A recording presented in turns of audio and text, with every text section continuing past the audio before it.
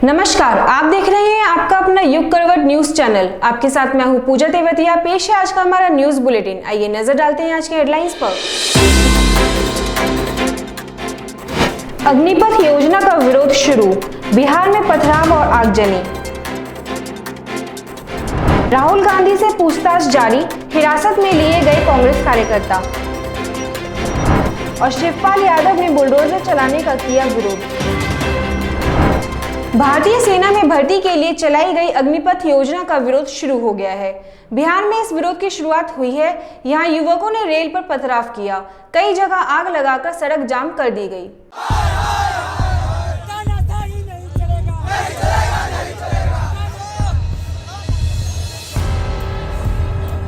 आज का अग्निपथ नामक एक ट्रांसफॉर्मेटिव योजना हम ला रहे हैं। सेना की ओर से 4 साल के लिए युवाओं को अग्निवीर के तौर पर भर्ती करने की अग्निपथ स्कीम का विरोध शुरू हो गया है। विरोध की शुरुआत बिहार से हुई है, जहां बक्सर में युवाओं ने ट्रेन पर पत्थर फेंके और मुजफ्फरपुर में सड़क पर उतर आए।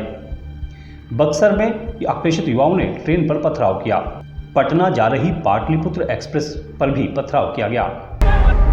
इसलिए हम लोग यहाँ पर धरना कर रहे हैं क्योंकि 4 साल नेता हो या विधायक हो, उसको 5 साल विधायकी करने को मिलता है। वो 4 साल में क्या होगा सर? 4 साल के बाद हम लोग रोड पर आ जाएंगे, न पेंशन है न कुछ है। आप ही बताइए सर। हम लोग का मेन मांग यही है कि ये नियम फेल किया जाए, क्योंकि हम लोग का लाइफ पूरी तरह बर्बाद हो गया है। इस बीच काशी पटना जनशताब्दी एक्सप्रेस करीब 18 मिनट तक प्लेटफॉर्म संख्या 1 पर ही रुकी रही। इससे रेल प्रशासन और यात्री परेशान दिखे। प्रदर्शनकारी युवाओं ने मुजफ्फरपुर रेलवे स्टेशन के पास चक्कर चौक पर हंगामा किया। युवाओं ने यहां आग जलाकर रोड जाम कर दी। यहां से करीब आधा किलोमीटर दूर सेना की भर्ती के लिए रैली होती है।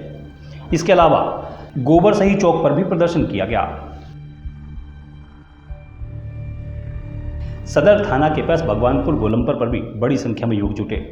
वहां भी आग जलाकर NH 28 को जाम कर दिया गया। पुलिस और प्रशासन उन्हें समझाने बुझाने में लगे रहे। युवाओं का कहना है कि महज 4 साल के लिए भर्ती किया जाना रोजगार के अधिकार का हनन है। मंगलवार को ही रक्षा मंत्री राजनाथ सिंह और तीनों सेनाओं के प्रमुखों ने दिल्ली में इस स्कीम का ऐलान किया था। ब्यूरो रिपोर्ट, युग करवट। केंद्रीय मंत्री वीके सिंह ने जिला मुख्यालय में 108 सेवा की 4 एम्बुलेंस को हरी झंडी दिखाई है।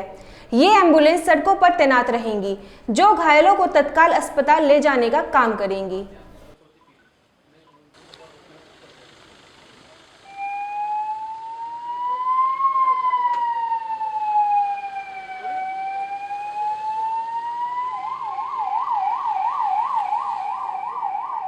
जनता के लिए आई हैं और हमारा जो बाकी फ्लीट है उससे ज़्यादा आधुनिक है। पूरी तरीके से इनको एक एडवांस एम्बुलेंस के रूप में इस्तेमाल किया जाएगा और उनमें पूरा सिस्टम है GPS वगैरह, ताकि बैठ के मॉनिटर किया जा सकता है कि कहाँ जा रही है, क्या हो रहा है। और इसमें और भी जो चीज़ अच्छी बन सकती है उसको प्रशासनिक रूप पर देखने की कोशिश करेंगे, कैसे उसको और प्रशासनिक तौर पर कैसे जल्दी पहुंच सके, कैसे कम्युनिकेशन का जरिया अच्छा हो, ये सब चीज़ों को और किया। योगी सरकार को अपने ही अधिकारियों की शिकायतें मिल रही हैं। सबसे ज्यादा शिकायतें जनप्रतिनिधियों के फोन नहीं उठाने की है। सरकार ने शासन आदेश जारी कर अधिकारियों को चेतावनी दी है। प्रदेश भर से ऐसी शिकायतें मिल रही हैं कि अधिकारी जनप्रतिनिधियों की बात नहीं सुन रहे हैं। लगातार मिल रही शिकायतों के बाद अब मुख्य सचिव दुर्गा शंकर मिश्र को अधिकारियों को सांसद और विधानमंडल सदस्यों के प्रति शिष्टाचार का पाठ पढ़ाने के लिए शासनादेश जारी करना पड़ा है। आज जारी शासनादेश में मुख्य सचिव ने पूर्व में जारी आदेशों का हवाला देते हुए जनप्रतिनिधियों के प्रति शिष्टाचार और अनुमन्य प्रोटोकॉल का पालन करने के निर्देश दिए हैं। उन्होंने कहा है कि सभी अधिकारी जनप्रतिनिधियों का फोन जरूर रिसीव करें। यदि वे बैठक में हैं या अनुपलब्ध हैं तो फोन कॉल की जानकारी होने के बाद प्राथमिकता पर जनप्रतिनिधि को फोन करेंगे। शासन ने शासकीय कार्यों के जल्द निस्तारण के लिए CUG नंबर की सुविधा भी उपलब्ध कराई है। इसके बाद भी सरकार को जानकारी मिली है कि कई अधिकारी जनप्रतिनिधियों के प्रति शिष्टाचार और प्रोटोकॉल का पालन नहीं कर रहे हैं। मुख्य सचिव ने विभागों के शीर्ष अधिकारियों को निर्देश दिए हैं कि वे अपने अधीन सभी अधिकारियों और कर्मचारियों को स्पष्ट रूप से निर्देश दें कि जनप्रतिनिधियों के प्रति शिष्टाचार और प्रोटोकॉल का पालन हो। यह भी कहा गया है कि जनप्रतिनिधियों का फ़ोन तत्काल रिसीव करें, यदि नहीं कर पाते हैं तो दोबारा फ़ोन मिलाकर उनसे बात करें। बता दें कि सीएम योगी ऐसे निर्देश कई बार जारी कर चुके हैं, लेकिन अधिकारी हैं कि सुनते ही नहीं। ब्यूरो रिपोर्ट, युग करवट। अग्निपथ भर्ती योजना आजकल चर्चा में है। बिहार में युवा इसका विरोध कर रहे हैं, मगर पूर्व सैनिक इसे कहीं बेहतर बताते हैं। युग करवट ने कई पूर्व सैनिकों से उनके विचार जाने। सरकार ने जो ये अग्निवीर योजना लाई है, ये हर तरह से लाभदायक है। सबसे पहले तो उन युवाओं के लिए जो 17 से 21 साल की उम्र के बीच में हैं, उन्हें एक अवसर प्राप्त होगा फौज की वर्दी पहनने का और अपना शौर्य दिखाने का। सरकार और सेना के लिए एक फ़ायदेमंद सौदा इसलिए भी साबित होगा कि करीब 1 लाख करोड़ रुपए से ज़्यादा जो पेंशन देनी पड़ती थी वो बच जाएगी, और साथ साथ तलवार की धार यानी कि बिल्कुल यंग लोग उन्हें सिपाही के तौर पर मिलेंगे। और तीसरा, देश का सबसे बड़ा फायदा होगा। देखिए, जब भी कभी देश में कोई प्राकृतिक या कृत्रिम आपदा आती है, फौज को बुला लिया जाता है। 135 करोड़ के हिंदुस्तान में केवल 13 लाख की फौज वो अपना काम भी करे और आपदाओं की स्थिति को नियंत्रित भी करे। कोई तो खास बात होगी उनमें, और वो है कर्तव्यनिष्ठा, अनुशासन, प्रशिक्षण और ईमानदारी। और ये जो चीज़ें हैं, ये उन युवाओं में भी आ जाएंगी जो 4 साल के लिए फौज में जाएंगे। अब कुछ लोग ये कहते हैं कि ये जो सिपाही हैं ये अपरिपक्व होंगे, इनमें वो क्षमता नहीं होगी जो और सिपाहियों में होती है। ऐसा नहीं है। कारण ये कि वार गेम्स करना, प्लानिंग करना, अटैक के रणनीति तैयार करना, ये काम सिपाही नहीं करता, ये काम ऑफिसर्स करते हैं। और इसलिए सिपाही के लिए जो चीज़ें ज़रूरी हैं, जैसे एम्बुश है, पेट्रोलिंग है, या उनकी फिजिकल ट्रेनिंग है, या उनकी ड्रिल है, ये सब चीज़ें 6 महीने में बड़े इत्मीनान से और अच्छी तरह से सिखाई जा सकती हैं। लिहाजा हम समझते हैं कि 4 साल के लिए अग्निवीर बनाना और उसके बाद में उनमें से भी करीब 1/4 जो ठीक समझे जाएंगे उन्हें फौज में परमानेंट स्तर पर शामिल कर लेना, ये हर एंगल से एक अच्छा मसौदा हमारी निगाह में है। मैं केवल 1 महीने की सर्विस थी जब मैंने 1971 के युद्ध में भाग लिया और मुझे वीर चक्र मिला, तो लिहाजा ये कहना कि कोई सिपाही चूंकि उसे तजुर्बा नहीं है वो लड़ाई नहीं लड़ सकता, अरे मैं ये कहता हूँ कि कोई ऑपरेशन हो या लड़ाई हो, यंग बच्चे ज़्यादा प्रतिभा के साथ, ज़्यादा देशभक्ति के साथ, ज़्यादा जुनून के साथ वो काम को करते हैं, बशर्ते कि उसके जो एक बड़ी उम्र के हो गए होते हैं। अग्निपथ योजना हमारे युवाओं के लिए, हमारे देश के लिए एक गेम चेंजर योजना सिद्ध होगी। इससे सबसे बड़ा फ़ायदा ये होगा कि जो हमारे युवा अक्सर शिकायत होती है कि हमें रोज़गार नहीं मिलता, तो ज़्यादा नंबर ऑफ़ कैंडिडेट्स को हम रोज़गार दे पाएंगे। और रोज़गार ही नहीं, हम उनको एक पर्टिकुलर फील्ड में एक ट्रेंड करेंगे। तो ये एक तरह से आप ये मान लो कि जैसे आप ITI कर रहे हैं, आप अप्रेंटिस कर रहे हैं, तो आपको एक उस दौरान 30 से 40 हज़ार रुपये महीने का आपको एक सैलरी भी निर्धारित है, आपको खाना, अन्य सुविधाएं भी हैं। कोई एक्सीडेंट या कोई ऐसी दुर्घटना होती है उसके लिए भी आपका बीमा वो है। और जब आप 4 साल बाद आ रहे हैं तो आपको एक package near about 12 lakh rupees का दिया जा रहा है। उससे आप अपना स्टार्टअप, कोई भी कार्य जो आत्मनिर्भरता का मिशन है भारत का, कि हमें दूसरा देश आंख ना दिखा पाए, उसमें भी आप सहयोग कर सकते हैं। अब तक क्या है कि ज़्यादातर ये हो सकता है कि भाई 4 साल बाद एज निकल जाएगी, तो उसके लिए एक तो आपको सर्टिफिकेट मिलेगा, दूसरे उसके लिए ज़रूर सरकार ने कोई ना कोई प्रोविज़न बनाया होगा कि वो 4 साल की एज का रिलैक्सेशन आपको दूसरे फील्ड में जाने के लिए वो मिलेगा, और आप एक ट्रेंड मैन पावर की तरह दूसरे विभागों को भी अच्छी सेवाएं दे पाएंगे और आप में भारतीयता क्या जनरेट होगी, और आप एक डिसिप्लिन्ड और बहुत ही कर्मठ मैन पावर हमारे देश को मिलेगी, जो आने वाले समय में बहुत ही कारगर होगी। इसके परिणाम अभी कुछ लोगों की हो सकता है समझ में नहीं आ रहे हों, लेकिन मैं खुद एयरफोर्स में रहा हूं, तो मैं ये जानता हूं कि मैं फ़ौज का काम है जवान फ़ौज रखना, और जवान फ़ौज इसी तरह से रखी जा सकती है कि हम ज़्यादा से ज़्यादा लोगों को जब वो बाहर आएंगे तो बाहर भी फ़ौज की तरह काम करेंगे, उससे हमारा देश उन्नति करेगा। तो अग्निपथ योजना जो है, और वो अग्निवीर कहलाएंगे, उनमें अपने आप ही जोश होगा, अग्निवीर तो अग्निवीर ही रहेगा।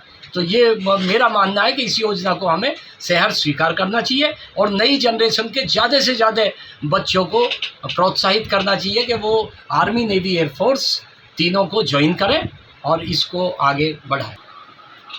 89 में प्रीमेचर रिटायरमेंट लेकर आया था। मेरे हिसाब से ये एक बहुत ही अच्छी योजना है, और मैं तो कहता हूँ कि सभी के लिए ज़रूरी कर दिया जाए कि 4 साल डिफेंस में नौकरी करके तब आगे काम किया जाएगा। अच्छा, जैसे ये योजना लॉन्च हुई जी, इसको लेकर विरोध भी एक तरफ से शुरू हो गया, उसको किस वजह से ये विरोध हुआ है? विरोध इस वजह से हो रहा है कि क्योंकि लोग बाग अभी इसको पूरी तरह समझ नहीं पाए हैं। तो जिस टाइम पूरी तरह समझ जाएंगे, इससे अच्छी योजना कोई नहीं है। और जैसे कि मैंने अखबार में पढ़ा है, न्यूज़ में भी देखा है, सरकार उनके लिए 4 साल बाद उद्योगपतियों से बात कर रही है उनको एडजस्ट करने के लिए, फिर 12-12.5 लाख के करीब पैकेज भी दे रही है अगर कोई अपना सेल्फ एम्प्लॉयमेंट करना चाहता है। तो मेरे हिसाब से इससे अच्छी योजना कोई और है नहीं। सरकार द्वारा जो अभी नई स्कीम अग्निपथ स्कीम जो चलाई जा रही है, मैं मानता हूं कि भविष्य में यह फ़ौज के लिए और इस हिंदुस्तान के लिए बहुत बड़ा मील का पत्थर साबित होने वाली है। सबसे पहले तो इससे युवाओं को रोज़गार की समस्या कम होगी, और जो युवा इस स्कीम के तहत हमारे डिफेंस फोर्सेस को ज्वाइन करेंगे, वो कहीं न कहीं एक तो रोज़गार उनको प्राप्त होगा, और दूसरे वो अपने आप को एक डिसिप्लिन और एक अच्छे नागरिक में तब्दील होते हुए देखेंगे। 4 साल का जो ये अवधि है, 4 साल की अवधि में उनको हिंदुस्तान के अलग अलग कोने में एक तो एक्सपोजर मिलेगा, और कठिन परिस्थितियों में भी अपने जीवन का कैसे निर्वहन करना है, यह उनको सीखने के लिए मिलेगा।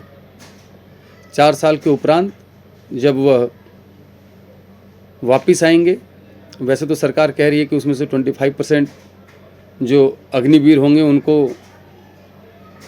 उसी फोर्सेस में समाहित कर लिया जाएगा, और जो उसके अलावा अग्निवीर होंगे और जो डिफेंस फोर्सेस को छोड़ के आएंगे, तो कहीं ना कहीं उनको एक हैंडसम राशि सरकार द्वारा दी जाएगी, जो उनके फ्यूचर में कोई ना कोई बिजनेस स्टार्ट करने के लिए, या फिर सरकार ये भी कह रही है कि कॉरपोरेट घराने से भी बात हो रही है, और वो कॉरपोरेट घराने जो हमारे अग्निवीर 4 साल की अपनी सेवा देकर इस भारत माँ के लिए वापस आएंगे, उनको कहीं ना कहीं वो कॉरपोरेट घराने भी अपने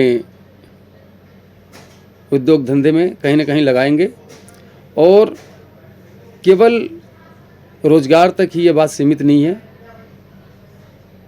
सबसे बड़ी बात है कि उनको जीवन का एक बहुत अच्छा अनुभव प्राप्त होगा, एक डिसिप्लिन नागरिक के तौर पर वो समाज में दोबारा आएंगे, और समाज को भी कहीं ना कहीं एक दिशा निर्देश देने की कोशिश करेंगे। साथ में जो बहनें हमारी इस स्कीम के तहत डिफेंस फोर्सेस को ज्वाइन करेंगी, इसके तहत महिला सशक्तिकरण को भी बढ़ावा मिलेगा, और 4 साल की अवधि के बाद जब वो इस समाज में अगेन आएंगी तो कहीं ना कहीं अपने अंदर बदलाव हो पाएंगी, और जो भी समाज में कुरीतियाँ फैली हुई हैं वहाँ से सीख के आने के बाद में अपने आप को यह इस समाज को दिशा निर्देश देने में अपनी अहम भूमिका निभाएंगी। राहुल गांधी से पूछताछ का क्रम जारी है। कांग्रेस कार्यकर्ता भी प्रदर्शन कर रहे हैं। आज दिल्ली कांग्रेस मुख्यालय के बाहर कार्यकर्ताओं ने टायर जलाकर डाल दिए। पुलिस ने कई नेताओं को गिरफ्तार किया है। नेशनल हेराल्ड मामले में पूछताछ के तीसरे दिन पेश होने के लिए कांग्रेस नेता राहुल गांधी प्रवर्तन निदेशालय कार्यालय पहुंचे। इस दौरान कांग्रेस की महिला नेताओं और कार्यकर्ताओं ने दिल्ली में पार्टी कार्यालय के बाहर विरोध प्रदर्शन किया। इसके बाद पुलिस ने उनको हिरासत में ले लिया। नेशनल हेराल्ड केस में राहुल गांधी से लगातार पूछताछ हो रही है। ईडी ने राहुल गांधी से नेशनल हेराल्ड अखबार से जुड़े मनी लॉन्ड्रिंग मामले में 11 घंटे तक पूछताछ की थी। इसी मामले में कांग्रेस के कार्यकर्ताओं ने दिल्ली के प्रवर्तन निदेशालय कार्यालय के बाहर टायर जलाकर विरोध जताया। इस दौरान कांग्रेस नेता अधीर रंजन ने कहा कि सरकार अपराधी है, अगर ये अपराधी न होते तो प्रजातंत्र की धज्जियां नहीं उड़ाते। प्रशासन से कुछ पूछते हैं तो बताया जाता है ऊपर से निर्देश हैं। इसका मतलब ये हुआ कि इन्हें मोदी और शाह से निर्देश प्राप्त हैं। हिंदुस्तान ने ऐसी बर्बरता पहले कभी नहीं देखी। विरोध कर रहे कांग्रेस कार्यकर्ताओं नेताओं को कार्यालय के बाहर पुलिस ने हिरासत में ले लिया। कांग्रेस की महिला नेताओं और कार्यकर्ताओं ने दिल्ली में पार्टी कार्यालय के बाहर विरोध प्रदर्शन किया था। इस दौरान पुलिस कांग्रेस ऑफिस के अंदर घुस गई। पुलिस पर मारपीट करने का आरोप भी लगे हैं। पुलिस और कांग्रेस कार्यकर्ताओं के बीच दिन भर लुका-छिपी का खेल चलता रहा। कुछ कांग्रेसियों ने महात्मा गांधी की समाधि पर भी सत्याग्रह किया। ब्यूरो रिपोर्ट, युग करवट। केंद्रीय मंत्री वीके सिंह ने बुलंदशहर में हुए एक सम्मेलन में हिस्सा लिया। इसका नाम गरीब कल्याण सम्मेलन था। वीके सिंह ने बताया कि बीते 8 साल में मोदी सरकार ने बेमिसाल काम किए हैं। महिलाओं के लिए अनेक योजनाएं लागू की गई हैं। प्रचार के अंदर पूरी व्यवस्था शामिल है कि आपकी पीएचसी, सीएचसी, मेडिकल कॉलेज ये सब कैसे अच्छे बने।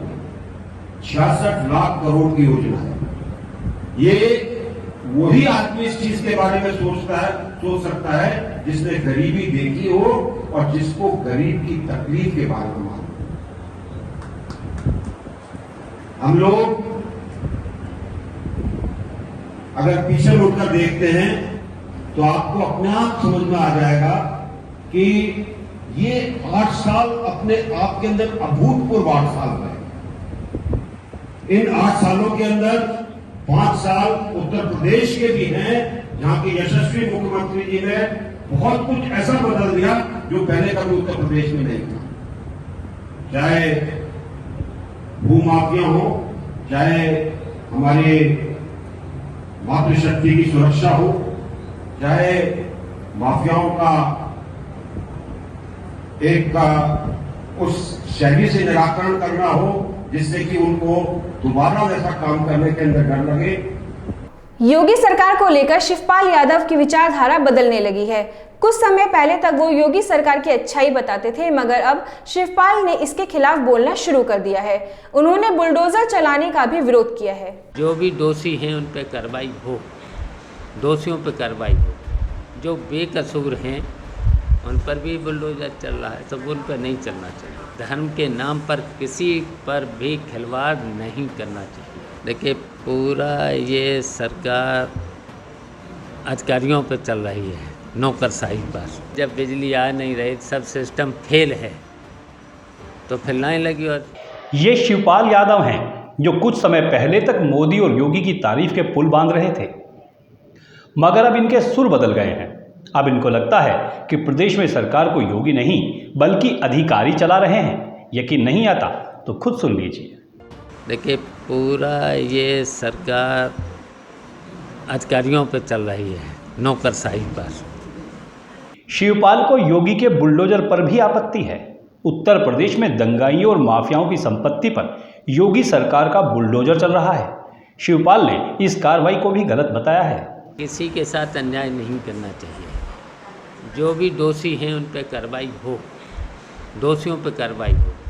जो बेकसूर हैं उन पर भी बुलडोजर चल रहा है, सब उन पर नहीं चलना चाहिए। तो इसके लिए अच्छा, किसी भी धर्म के नाम पर किसी पर भी खिलवाड़ नहीं करना चाहिए। किसी पर भी खिलवाड़ नहीं करना चाहिए धर्म के नाम पर। सबको अपना अपना धर्म और अपने अपने मानने का अधिकार है। सेकुलर देश है, तो किसी के धर्म पर के नाम पर खिलवाड़ नहीं हो। शिवपाल इतने पर ही नहीं रुकते, बल्कि बिजली पानी की समस्या पर योगी सरकार को घेरने की पूरी कोशिश करते हैं। अब बिजली में इतनी परेशानी है।